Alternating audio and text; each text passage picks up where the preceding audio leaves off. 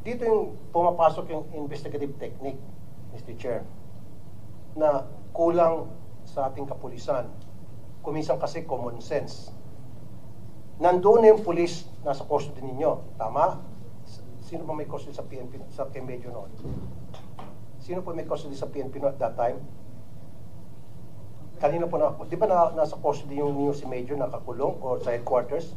Kayo po? Within the camp of Your Honor. Kaya nga, so sino nga po mismo may custody doon kay Major while Yung he was inside the chief camp? po ng RHS, yun namin. Ano Your po? Honor. Chief ng Regional Holding Unit natin. Okay.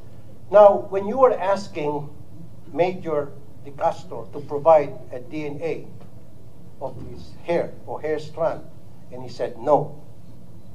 Tama? And you stop right there. Tama nga naman, karapatan niyong tumanggi.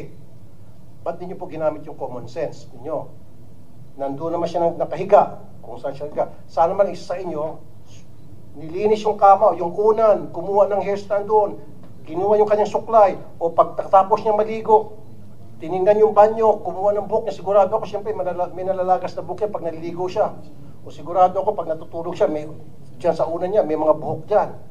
Doon lang kayo sana kumulekta. Ba't niyo po ginawa?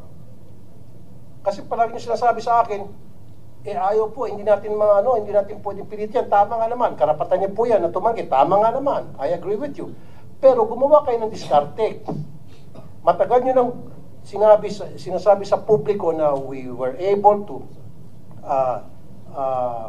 secure evidences, pieces of evidence like hair follicles, hair strands sa kotse, and you're trying to match that hair strands. Sabi nyo. And then sabi nyo sa akin, nung interview ko sa radyo, ni-request nyo kay Major na mag-provide ng sample. Ayaw ni Major. So, nag-antay ka ng ilang araw, baka magbagong isip. Am I right? While waiting for those 3, 4, 5 days, sana dumiskarte kayo.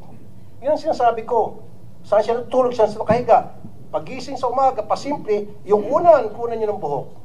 Yung suklay niya, ano bang suklay ginagamit niya? Simple niyo, kunan niyo ng buhok doon. Sa banyo, pagkatapos niyang ligo, kukunan niyo ng buhok. Yun niyo po ginawa. Sir. If I may, Your Honor. In fact, naisip na po namin yan nung andun siya sa office ko. Meron siyang baso na pinag-inuman. And yun sana yung gagamitin namin. However, when I consulted my legal officer, that evidence might not be admissible in court, will not be admissible in court. Because, I know that, Major General. I know that. Consent, I know that for a Your fact, of course.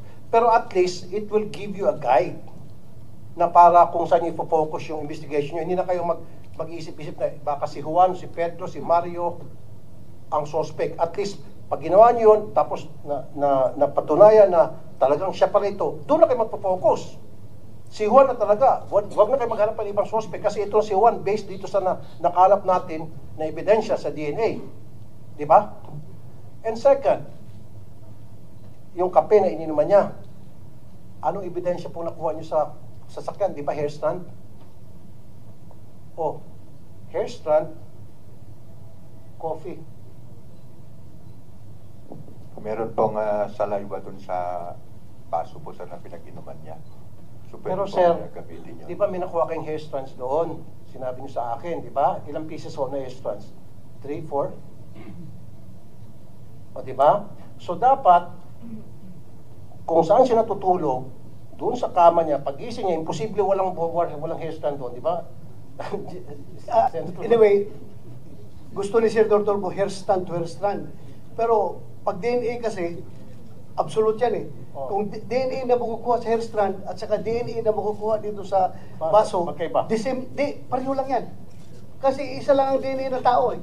Kung anong DNA na makukuha doon sa buhok at DNA na makukuha dito sa iniinuman niya, mag-match yan. Pareho lang yan.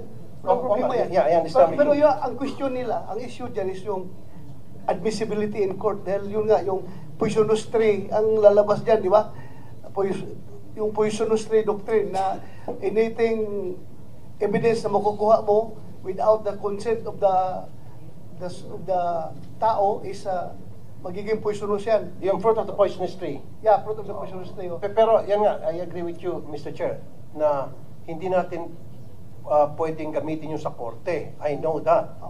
Pero at least, mafocus nyo yung inyong investigation. Pero- Pag napatunayan, base sa inyong pag-secure na walang court order halimbawa, at napatunayan yung ebidensya na ito nga pala talaga ang suspect natin, Pero- then doon na kayo magpo-focus. Huwag na kayo mag-focus sa Yes, iba pa. tama yun. Pero, Your Honor, Senator Tulfo, yung mga pulis na ito, sigurado ako, without yung DNA, alam na nila yung focus nila kung saan sila nakafocus eh. Nakafocus ka talaga sila doon sa mga primary suspects. Kahit na wala pang DNA results, alam na nila yung mga investigador nito na... Chairman. Well, yeah, go ahead.